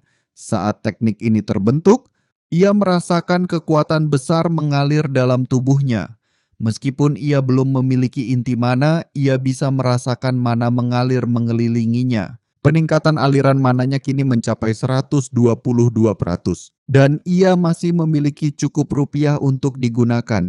Elliot terus meningkatkan kemampuannya hingga teknik tersebut mencapai level 10. Saat mencapai level itu, tekniknya berevolusi. Ia mulai merasakan dua lingkaran mana bersirkulasi mengelilingi jantungnya, dan peningkatan aliran mananya kini mencapai 200%. Selain itu, ia memperoleh dua kemampuan baru. Yang pertama mencegah kelelahan selama 10 menit, dan yang kedua melipat gandakan aliran mananya hingga 3 kali lipat selama 20 menit. Ia segera mengaktifkan kemampuan pencegah kelelahan dan mulai menggali tanpa henti menuju jalan keluar. Setelah menggali cukup jauh, akhirnya ia melihat sebuah titik cahaya, sebuah lubang kecil yang menunjukkan pintu keluar. Namun jaraknya masih sekitar 5 meter. Ia tidak menyerah dan terus menggali hingga jaraknya tinggal 3 meter. Sayangnya, oksigennya mulai habis, membuat tubuhnya terjatuh berlutut karena lelah. Dalam kondisi hampir pingsan, ia mengaktifkan kemampuan lainnya, power extension, dan memaksakan tubuhnya untuk terus menggali. Namun batas waktu kemampuan itu hanya 20 detik, waktu yang jelas tidak cukup untuk mencapai pintu keluar sepenuhnya. Merasa putus asa, dia berpikir bahwa sebagai anak seorang bangsawan di daerah terpencil, dia hanya ingin menjalani hidup yang tenang. Sayangnya, dia hampir mati setelah berusaha begitu keras. Saat dia hampir menerima nasibnya, Padong muncul dengan membuat sebuah lubang kecil. Lubang kecil ini cukup untuknya bernapas dan mendapatkan kembali kekuatannya. Meskipun dia lelah, dia bangkit kembali, berpegang pada harapan bahwa hidup damai sebagai bangsawan sudah menantinya tepat di depan. Sementara itu, di dalam gua, kelompok Baron terus menjelajahinya, bahkan hingga ke bagian terdalam. Mereka terus mencari kedua orang itu sampai akhirnya Baron melihat putranya yang menggendong seseorang di punggungnya. Dia, yang telah melampaui batas tubuhnya sendiri, mampu menciptakan kemampuan ketiga yang memungkinkannya bertahan hingga sejauh itu. Melihat bahwa dia akhirnya berhasil mencapai tujuannya, Lyot Frontera pun pingsan dalam pelukan ayahnya. Keesokan harinya, orang-orang di kota membicarakan apa yang terjadi. Mereka yang sebelumnya menganggap Lyot hanyalah anak manja kini terkesan oleh tekad dan keberaniannya untuk tetap bertahan melawan semut-semut dan menyelamatkan semua pekerja. Kembali di kamarnya, Lyot tidur di bawah pengawasan. Begitu membuka matanya, sebuah pesan dari sistem muncul mengatakan bahwa orang-orang terkesan dengan keberanian dan kepahlawanannya. Dia dengan cepat menjadi pahlawan dan mendapatkan Rp500 sebagai imbalannya yang membuatnya sangat senang. Keesokan harinya para pekerja menjadi semakin termotivasi dalam melakukan penambangan. Ketika mereka melihat Lyot tiba, semua orang mulai menyapanya dan mengucapkan terima kasih atas penyelamatan mereka. Kini mereka menganggapnya sebagai sosok yang telah menyelamatkan hidup mereka dan berpikir bahwa dia berbeda dari para bangsawan lainnya. 2 minggu telah berlalu sejak insiden itu dan meskipun tidak ada kejadian berarti, Lyot Frontera tetap memutuskan untuk memprioritaskan keselamatan dengan melakukan pemeriksaan di sekitar tambang. Xavier bertanya mengapa dia melakukan hal berbahaya ini secara langsung, padahal bisa saja mengirim salah satu pekerja. Namun Lyot Frontera menyebutnya bodoh. Menurutnya, dia harus bertanggung jawab atas tugas berbahaya tersebut agar orang-orang tidak mengeluh, meskipun hal itu menghabiskan banyak uang. Mereka sampai di ujung terowongan dan Xavier menyuruh mereka kembali. Namun Lyot Frontera sepertinya melihat sesuatu yang lebih buruk, lalu mulai menggali untuk menyelidiki karena mungkin ada telur-telur semut yang belum menetas. Namun yang ia temukan justru sesuatu yang tidak terduga. Seorang orc terjebak bersama beberapa hewan lainnya kemungkinan disimpan untuk dimakan nanti. Xavier mengatakan bahwa orc itu terlihat berbahaya dan berniat menanganinya segera. Tetapi ia dihentikan oleh Lyot Frontera yang menanyakan apakah orc itu sudah mati. Xavier menjelaskan bahwa semut memiliki kebiasaan melumpuhkan makhluk yang akan mereka makan. Lyot pun memberikan senyuman licik dan berkata bahwa ini adalah hadiah yang luar biasa. Kembali di kediaman, orc itu akhirnya sadar. Namanya Haroche dan ia mengatakan bahwa ia tidak akan pernah melupakan Lyot sebagai penyelamatnya. Haroche, anak dari pemimpin suku orc, menyatakan bahwa ia akan melakukan apapun untuk Lyot karena telah menyelamatkannya. Bahkan itulah alasan mengapa Lyot membantu orc hijau tersebut. Lyot kemudian meminta 120 pekerja orc untuk membantu di tambang, tetapi permintaannya ditolak oleh Haroche. Orc adalah para pejuang, dan hanya sesama pejuang yang dapat memberi mereka perintah. Karena Lyot yang masih muda bukan seorang pejuang, ia tidak bisa memberikan perintah kepada para orc meskipun mereka menyediakan pekerja. Di suku orc, seseorang dianggap dewasa setelah membawa kepala semut raksasa. Haroche sendiri pernah melakukan kesalahan di terowongan dan akhirnya lumpuh. Namun tentu saja Lyot tidak akan membiarkan kesempatan ini berlalu begitu saja. Sebelum yang lain mengetahui, ia segera memberi selamat kepada Haroche karena telah menjadi orc dewasa. Haroche yang murung berkata bahwa ia tidak bisa menangkap semut raksasa. Maka Lyot Frontera mengatakan bahwa mereka telah menangkap Ratu Semut bersama-sama sambil menunjukkan kepala Ratu Semut yang terjepit. Orc itu mengatakan bahwa ia tidak ingat pernah menangkap semut sebesar itu. Tetapi si pembohong itu berkata bahwa itu adalah pemandangan yang benar-benar mengejutkan. Karena saat mereka masuk ke terowongan, Ratu Semut itu bergetar ketakutan. Sementara Xavier hanya bisa mendengarkan kebohongan menjijikan itu, orc tersebut justru percaya bahwa mereka berdua adalah pejuang hebat yang bersama-sama menangkap Ratu Semut. Lyot kembali menyampaikan permintaan mengenai 120 pekerja. Kali ini orc itu berkata bahwa ia akan merekrut mereka. Seminggu kemudian, di desa suku Pasir Baja, Lloyd Frontera yang telah menempuh perjalanan panjang mendapati bahwa pemimpin orki menolak permintaan tersebut. Terkejut, ia bertanya apa alasannya. Kepala ork menjelaskan bahwa mereka harus berburu setiap hari dan jika tidak segera mengonsumsi protein setelah berburu, mereka akan kehilangan kekuatan otot.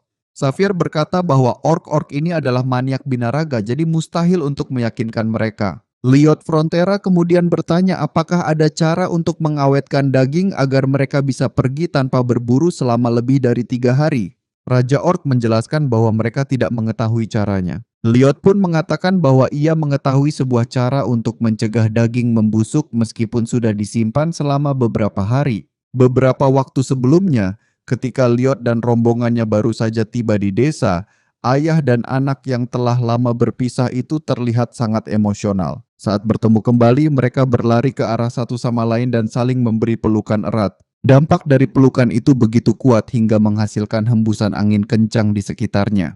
Lloyd berkata bahwa jika ada ork lain berada di antara mereka, pasti sudah berubah menjadi daging giling.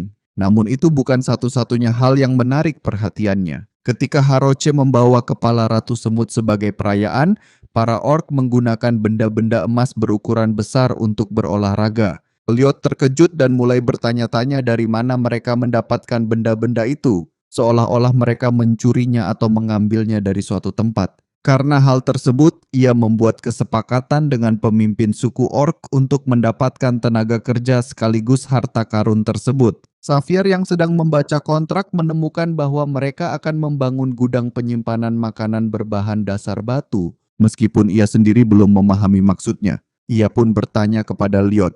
Lloyd menjelaskan bahwa keluarga kerajaan mengawetkan makanan menggunakan sihir es. Dan apa yang akan mereka lakukan ini mirip, hanya saja tanpa menggunakan sihir.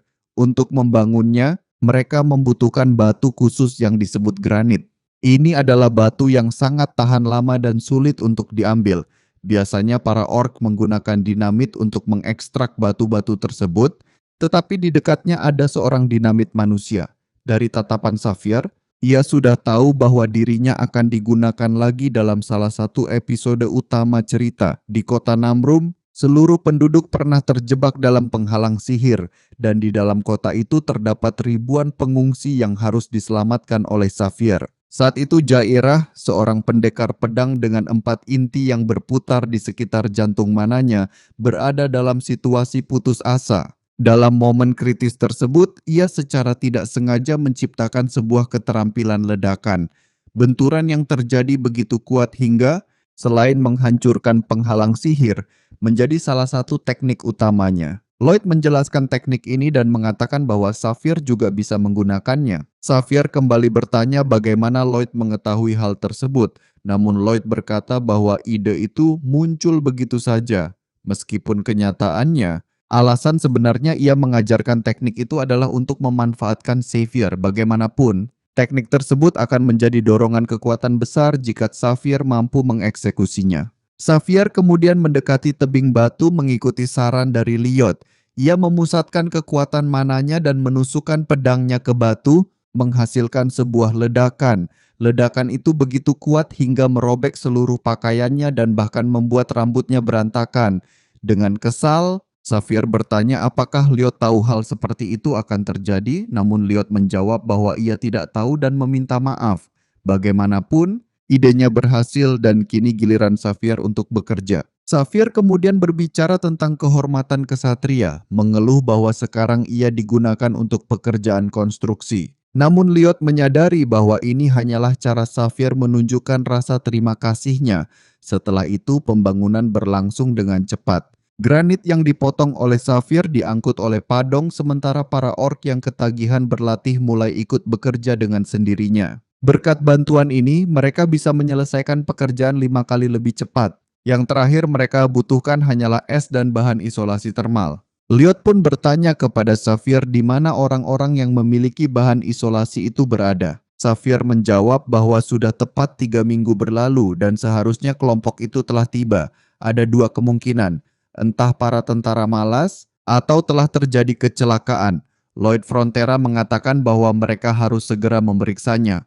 Safir menghentikannya dan berkata bahwa jika ini adalah sebuah misi, maka sebaiknya Lloyd melakukannya sendiri, karena mereka tidak tahu kecelakaan seperti apa yang mungkin terjadi, dan itu bisa berbahaya. Namun Lloyd sudah menjelaskan hal ini beberapa kali. Ia bertanggung jawab atas keselamatan para pekerja. Menjelajah lebih dalam ke pegunungan, ia menemukan salah satu sarung tangan yang ia buat khusus untuk menangani bahan isolasi. Xavier memperingatkan bahwa ia merasakan energi aneh yang mendekati ngarai, aliran mana yang tidak normal meski sangat samar. Memikirkan hal itu, Lloyd berusaha mengingat apakah ia pernah melihat sesuatu yang mirip di salah satu episode novel. Namun sesuatu membuatnya sangat ketakutan. Ia segera berkata bahwa tidak ada waktu lagi dan mereka harus bergerak cepat karena semua orang mungkin sudah mati. Mereka menjelajah lebih jauh ke dalam ngarai, menemukan beberapa petunjuk tentang kelompok yang hilang, hingga akhirnya tiba di penjara bawah tanah Rupalan, tempat yang sejak awal dicari Xavier dalam novel. Lokasi persembunyian seorang penyihir hitam bernama Rupalan. Lloyd Frontera sangat kesal karena ada yang berani menyentuh para pekerjanya. Xavier menjadi orang pertama yang memasuki gua, menyuruh Lloyd untuk tetap berada di belakangnya. Tanpa sengaja, Xavier menginjak sebuah jebakan sihir. Namun ia berhasil diselamatkan oleh Lloyd Frontera. Lloyd bertanya apakah Xavier benar yakin dirinya seorang kesatria. Seharusnya ia mempertimbangkan kemungkinan adanya jebakan di dalam. Sebenarnya Lloyd sudah tahu bahwa di dalam gua penjara bawah tanah ini terdapat banyak jebakan karena ia pernah membacanya dalam novel. Dulu, Xavier pernah terjatuh ke dalam perangkap itu dan terpaksa melanjutkan perjalanan di dalam penjara bawah tanah dengan tubuh penuh luka. Namun Xavier adalah tipe orang yang tidak akan terjerumus ke dalam perangkap yang sama dua kali. Lyot berkomentar bahwa sebelumnya dia merasakan mana yang normal dan menyuruh Xavier untuk menggunakan teknik itu karena jebakan sihir terhubung dengan mana. Dengan begitu Xavier bisa merasakan adanya anomali. Xavier berhasil mendeteksi lokasi jebakan dan mulai memandu jalan menuju bagian belakang gua. Sang pendekar pedang berpikir bahwa meskipun tuannya sering berbohong atau bersikap keras kepala hingga membuatnya kesal, kali ini tampaknya Lyot benar-benar tahu apa yang terjadi. Dia tidak merasakan mana atau energi khusus dan berpikir mungkin ini adalah jenis mana yang sangat kuat. Namun dia memutuskan untuk mengabaikannya dan fokus menyelamatkan para pekerja di dalam gua. Seorang penyihir hitam merasakan kehadiran penyusup setelah salah satu jebakan terpicu. Mereka mungkin datang untuk menyelamatkan orang-orang yang baru saja diculik. Namun penyihir hitam itu sudah menyelesaikan pekerjaannya. Dia membuat persiapan yang diperlukan dan mendekati sebuah pintu besi besar. Saat membukanya, para pekerja yang hilang terlihat terkurung di sana. Dia meraih salah satu dari mereka dan menyeretnya ke lingkaran darah, lingkaran sihir yang terhubung ke neraka. Dengan menggunakan sabit yang dicelupkan dalam darah selama 100 hari dan seorang manusia muda sebagai medianya. Dia akan melaksanakan mantranya. Sebelum dia sempat melakukannya, penyihir hitam itu mendengar teriakan yang menyuruhnya berhenti. Di pintu masuk laboratorium, dia melihat Lyot dan Xavier telah bersiap untuk menyerangnya. Ia terkejut melihat seberapa cepat mereka bisa sampai di sana, mengingat ada ratusan jebakan di dalam gua. Penyihir itu secara refleks menggunakan salah satu mantranya. Dua pintu besi menutup di sekitar mereka, menjebak keduanya di dalam ruang kecil itu. Lyot Frontera sudah mengetahui apa yang akan terjadi dan menahan napas saat gas penginduksi tidur mulai memenuhi area tersebut. Lyot menggunakan kemampuannya yang membuatnya tidak lelah selama 10 menit dan mulai menggali tanah dengan cepat untuk membuat terowongan. Dia tidak perlu khawatir tentang Xavier karena Xavier telah mencoba semua obat untuk menyembuhkan insomnianya. Karena itu, gas penidur tidak akan berpengaruh padanya. Melihat Lyot menggali lubang di bawah pintu, dia tampak seperti seekor tikus raksasa. Xavier akan menyimpan ingatan itu untuk menggoda Lyot di kemudian hari. Ketika Lyot selesai menggali lubang, dia memanggil Xavier untuk menyelesaikannya, mempersiapkan sebuah ledakan sihir untuk mengejutkan penyihir hitam itu. Ledakan besar tersebut berhasil, dan penyihir hitam itu sangat terkejut melihatnya saat Lyot Frontera muncul dari lubang dengan cara yang mengerikan. Penyihir itu kemudian memutuskan untuk memanggil makhluk untuk melawan mereka. Seekor monster berkepala dua keluar dari lingkaran. Meskipun monster ini adalah salah satu ciptaannya yang gagal, monster itu tetap sangat kuat. Melihat makhluk raksasa di hadapannya, Liot berusaha memberitahu Xavier titik lemah monster tersebut. Namun dengan menggunakan gelombang ledakan, Xavier berhasil membuat tebasan yang merobek monster itu menjadi dua. Bahkan Liot pun terkesan karena dia tidak tahu bahwa Xavier mampu menggunakan ledakan sebagai pendorong untuk memotong, sebuah teknik yang bahkan tidak ada dalam novel.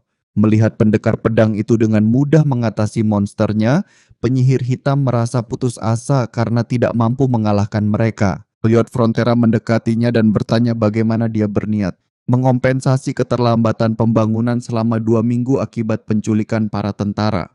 Penyihir hitam itu berlutut memohon pengampunan. Dalam pikirannya, satu-satunya hal yang dia inginkan hanyalah bertahan hidup. Namun Liot Frontera tidak peduli dengan permohonan maafnya dan kembali menanyakan soal kompensasi tanpa alternatif lain.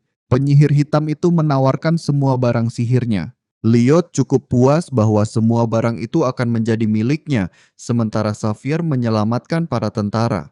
Liot kemudian bertanya apa yang akan dilakukan penyihir hitam terhadap para tentara yang diculiknya. Penyihir hitam itu tengah mempelajari kebangkitan orang mati, berusaha menghidupkan kembali istri dan anaknya yang telah tiada. Dahulu dia bekerja sebagai penyihir di kediaman Tuan Tanah, tetapi suatu hari Tuan Tanah itu berusaha merebut keluarganya darinya. Liot memotong ceritanya di tengah jalan karena dia tidak tertarik untuk mendengarkannya. Liot Frontera bertanya apakah penyihir hitam itu benar-benar berpikir bahwa menghidupkan kembali istri dan anaknya setelah membunuh ratusan orang akan membawa kebaikan. Karena tujuan egoisnya, dia telah menghancurkan banyak keluarga bahagia lainnya, sehingga satu-satunya penilaian yang pantas adalah bahwa dia adalah seorang pembunuh berantai. Setelah mengatakan itu, Liot menyebutkan bahwa dia akan kembali nanti untuk mengambil alat-alat sihir tersebut. Saat membalikan badan, dia memperingatkan agar penyihir itu tidak kembali menyakiti siapapun. Penyihir hitam itu terpesona oleh kebaikan Liot dan berkali-kali mengucapkan terima kasih karena telah diberi kesempatan hidup. Dalam novel, Xavier juga memaafkan penyihir hitam tersebut dan mengusirnya dari laboratorium. Namun kemudian, penyihir itu berubah menjadi sosok jahat membunuh ratusan orang dan berubah menjadi sesuatu yang mengerikan, menjadi penjahat iblis yang berkali-kali bertarung melawan Xavier. Meskipun Liot tahu bahwa penyihir hitam itu sudah tidak bisa diselamatkan, dia tetap berpaling karena sejak awal sudah mengetahui apa yang akan dicoba dilakukan oleh penyihir itu.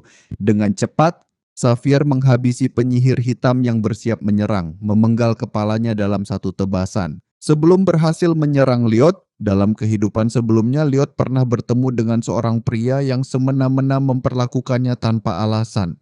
Pengawas itu bersikap seperti itu setiap hari dan Liot selalu meminta maaf, berpikir bahwa kebaikan akan melahirkan kebaikan. Ia menundukkan kepala, namun justru karena sikapnya itu, sang pengawas memilihnya sebagai mangsa yang mudah untuk disakiti. Suatu hari, amarahnya akhirnya mengambil alih dan ia tak lagi mampu tetap tenang. Hari itu, Liot Frontera memberikan pelajaran yang pantas diterima oleh bajingan itu. Saat memukulnya, yang ada dalam pikirannya hanyalah bahwa ia telah terjebak, namun hasilnya justru berbeda. Pria itu mulai ketakutan dan menjauhinya. Pada hari itu, ia menyadari bahwa ada momen-momen tertentu ketika kekerasan hanya bisa dihentikan dengan kekerasan.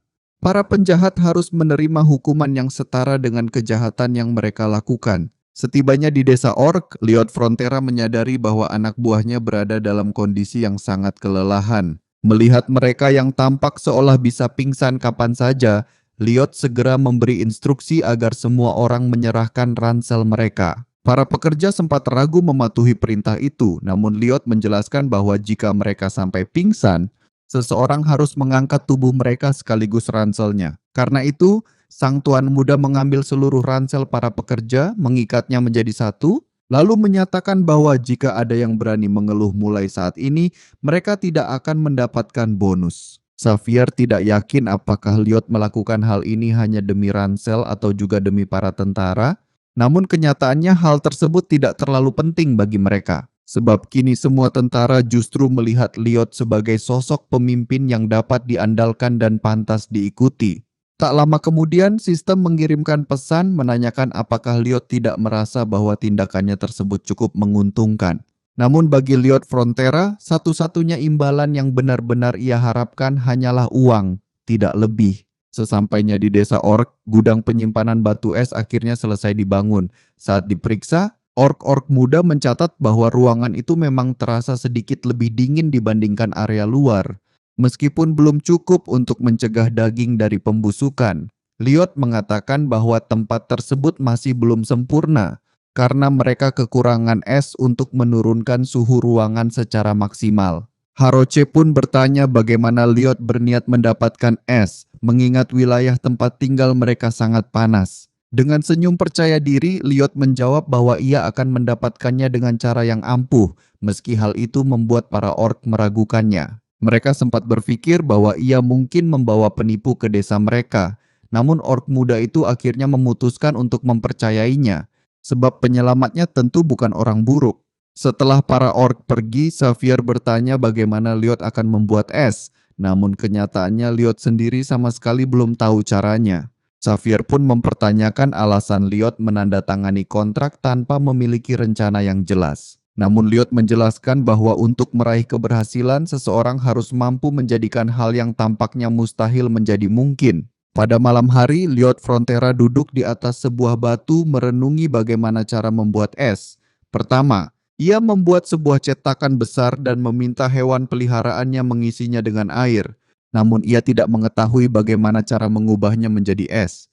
Di dunia ini memang ada penyihir es, tetapi Lyot tidak memahami bagaimana sihir itu bekerja secara pasti. Yang ia ketahui hanyalah bahwa sihir merupakan kemampuan mengendalikan mana secara bebas, sebuah teknik yang terbentuk dari penyusunan mana di atmosfer. Ada berbagai jenis mana di udara, dan jika ia dapat mengumpulkan satu jenis tertentu lalu memusatkannya, mungkin itulah yang bisa disebut sebagai sihir.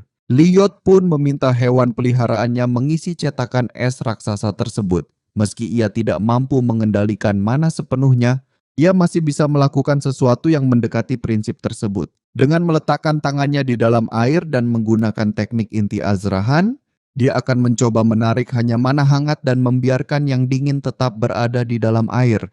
Pada percobaan pertama, dia justru melakukan sebaliknya dan menarik hanya mana dingin.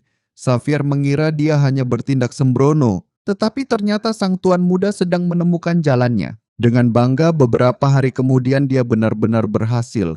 Kepala orc dan putranya menggigil di ruang pendingin. Penyebab semua dingin itu adalah sebongkah es besar yang terbuat dari beberapa bongkahan kecil. Keduanya sangat senang, sekarang mereka tidak perlu lagi berburu setiap hari atau membuang-buang protein. Lyot melihat Xavier dengan tatapan yang seakan mengatakan inilah pemikiran seorang pengusaha, dan pendekar pedang itu setuju bahwa dia memang benar.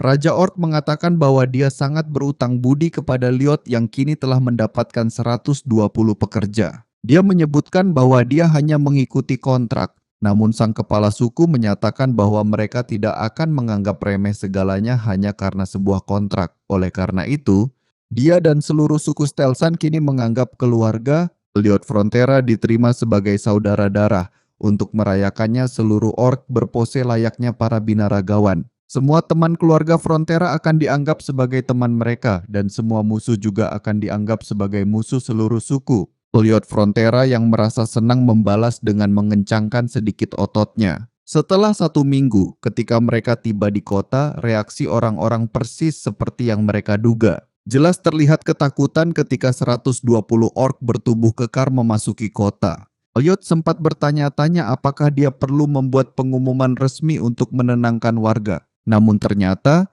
hal itu pun tidak akan berhasil, karena bahkan kedua orang tuanya yang sudah tahu orc akan datang masih tetap ketakutan. Selain poin yang diperolehnya dari desa orc, kabar tentang bagaimana dia menyelamatkan para pekerja dari penyihir kegelapan juga telah menyebar, membuatnya mengumpulkan total 911 poin. Baron mengatakan bahwa ia akan mencari pedagang kaya untuk membeli peralatan milik orc.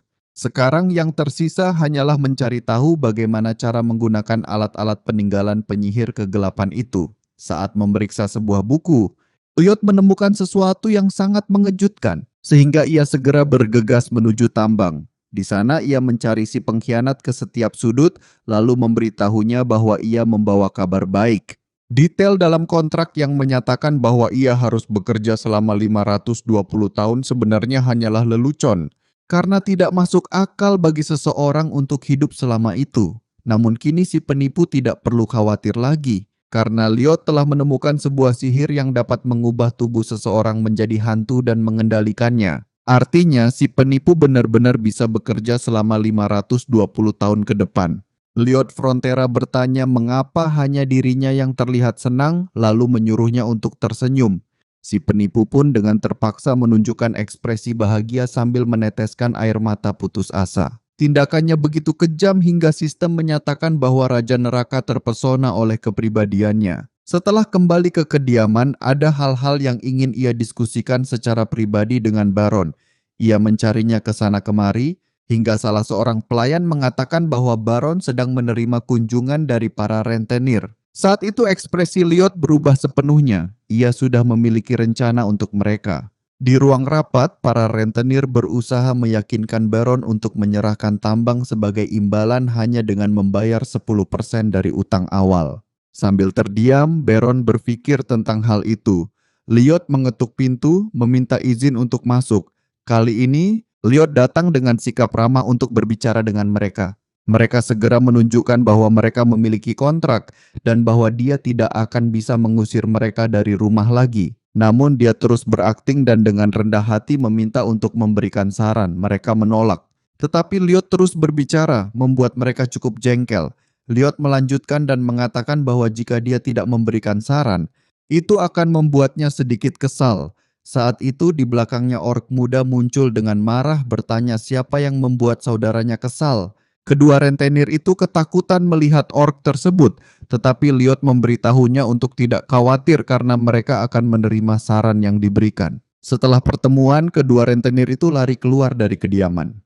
Lyot memberitahu ayahnya bahwa dia ingin menghapus utang itu, tetapi karena hal tersebut akan dianggap sebagai kejahatan, mereka harus puas dengan hasil ini. Dia juga menyebutkan bahwa pengambilan batu bara kokas berjalan dengan sangat baik. Namun, sekarang mereka memiliki masalah mengerikan lainnya untuk dihadapi. Ork makan 10 kali lebih banyak daripada orang biasa. Dan jika mereka tidak dapat menyelesaikan masalah ini, mereka akan berakhir dengan lebih banyak utang. Seperti yang diharapkan, para ork adalah penambang yang sangat hebat. Beberapa di antara mereka menambang selama lebih dari 24 jam tanpa henti, sampai akhirnya harus diusir secara paksa oleh para pekerja manusia. Produktivitas mereka 10 kali lebih tinggi dari perkiraan awal, dan meskipun mereka bekerja keras, mereka menolak menerima upah uang. Pembayaran mereka hanya berupa makanan. Namun, biaya makanan meningkat dengan sangat drastis, membuat Lyot mempertimbangkan untuk menaikkan pajak demi memenuhi kebutuhan tersebut. Tetapi menaikkan pajak secara terus-menerus akan dianggap sebagai tindakan penipuan terselubung, yang pada akhirnya hanya akan membuat penduduk tidak puas dan bekerja lebih sedikit. Solusi paling sederhana dari masalah ini adalah dengan meningkatkan pendapatan warga. Untuk itu, mereka memanfaatkan tanah kosong di bagian utara desa, mengubah rawa menjadi lahan pertanian. Tentu saja hal ini tidak mudah dilakukan, bahkan dengan pengetahuan dari dunia lain, Lyot Frontera tetap kesulitan menciptakan sistem drainase yang sempurna. Setelah 21 hari usaha tanpa henti, Saphir sampai bertanya kepada Baron apakah ia perlu menghentikan Lyot karena tuan muda itu tidak tidur maupun beristirahat dengan baik. Namun sang Baron menjelaskan bahwa dahulu ia membenci putranya karena menganggapnya tidak berguna. Tetapi kini, setelah melihat semua usaha yang dilakukan Lyot untuk mencapai sesuatu, satu-satunya hal yang bisa ia lakukan adalah menghormati dan tidak menghalanginya. Ketika malam tiba, Lyot akhirnya berhasil menciptakan sistem drainase yang sempurna. Sekarang uang pajak akan mengalir seperti air. Ia terbaring di tanah dalam keadaan sangat lelah. Namun dibandingkan dengan lembur dan malam tanpa tidur yang pernah dialaminya, hal ini masih dapat ia tanggung. Pada saat itu, sebuah notifikasi dari sistem muncul di hadapannya, menambahkan opsi baru pada kemampuan desainnya. Opsi tersebut memungkinkan simulasi menggunakan data yang diperoleh dari hasil pengukuran. Lyot melakukan tes cepat, mengaktifkan kemampuannya pada sebuah gunung yang jauh. Ketika ia memodifikasi struktur gunung tersebut secara tidak wajar, gunung itu langsung hancur. Lyot marah karena sistem baru mengungkapkan fitur ini setelah ia menghabiskan waktu sebulan penuh bekerja tanpa henti. Sesampainya kembali di rawa, ia segera memulai fase pertama proyek pemulihan lahan basah. Langkah pertama adalah meminta hewan peliharaannya untuk meminum seluruh air. Lyot tahu bahwa hanya 2 hewan peliharaan tidak akan cukup. Jadi ia berniat menggunakan semua poin yang dimilikinya untuk memanggil sebanyak mungkin hewan peliharaan. Dengan jumlah RP yang ia miliki saat ini, ia bisa memanggil 4 makhluk. Hewan-hewan ini tidak perlu memiliki kemampuan khusus. Mereka hanya perlu berukuran besar dan mampu meminum air dalam jumlah banyak. Makhluk yang keluar dari portal menampar wajah Lyot Frontera karena kecepatan kemunculannya. Begitu mendarat, Lyot terkejut karena makhluk itu terlihat seperti seekor kuda Nil, hewan akuatik raksasa. Ketiga hewan peliharaan lain langsung merayakan kedatangan anggota baru dengan bermain-main bersama. Lyot yang penuh harapan memintanya untuk menunjukkan instruksi seperti hewan peliharaan sebelumnya. Kuda Nil itu meludahkan sebuah kartu. Lyot yang sudah terbiasa dengan kejadian seperti ini mengambil kartu tersebut dan membacanya. Ia menemukan bahwa kuda Nil itu tidak akan tumbuh meskipun diberi biji bunga matahari. Karena tidak bisa tumbuh besar seperti yang lain, makhluk tersebut dianggap tidak cocok untuk misi ini. Lyot pun memutuskan untuk mengabaikannya dan memanggil makhluk berikutnya. Hewan peliharaannya menjadi kesal dengan sikap Lyot dan segera menghibur teman baru mereka. Lyot Frontera mencoba menjelaskan bahwa makhluk itu tidak cocok untuk pekerjaan ini. Namun para hewan peliharaan justru mogok dan bersikeras agar Lyot menghargai nilai masing-masing dari mereka.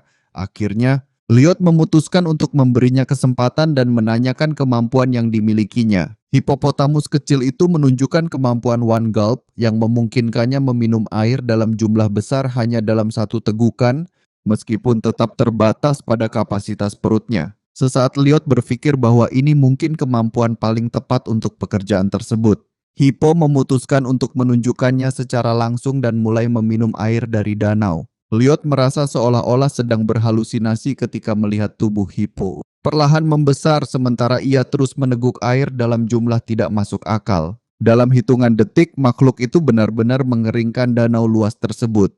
Hippo berdiri dengan wajah puas setelah meminum begitu banyak air, sedangkan Lyot Frontera masih tertegun. Tidak percaya bagaimana makhluk sekecil itu mampu meminum air sebanyak itu dalam waktu yang begitu singkat. Kedua hewan peliharaan lainnya memandang majikannya dengan ekspresi seolah berkata, "Kan sudah kubilang." Sementara Lyot bertanya pada sistem apakah ini benar-benar acak, karena dia selalu mendapatkan makhluk magis yang dia butuhkan. Namun sistem hanya menjawab samar dan mengatakan bahwa dia beruntung. Hippo bertanya apakah ia bisa terus minum lebih banyak. Sang arsitek yang terlahir kembali memberitahunya untuk minum hingga tidak bisa lagi karena konstruksi lahan matriks akan dimulai besok. Keesokan harinya para pekerja terkesima melihat ukuran Hippo.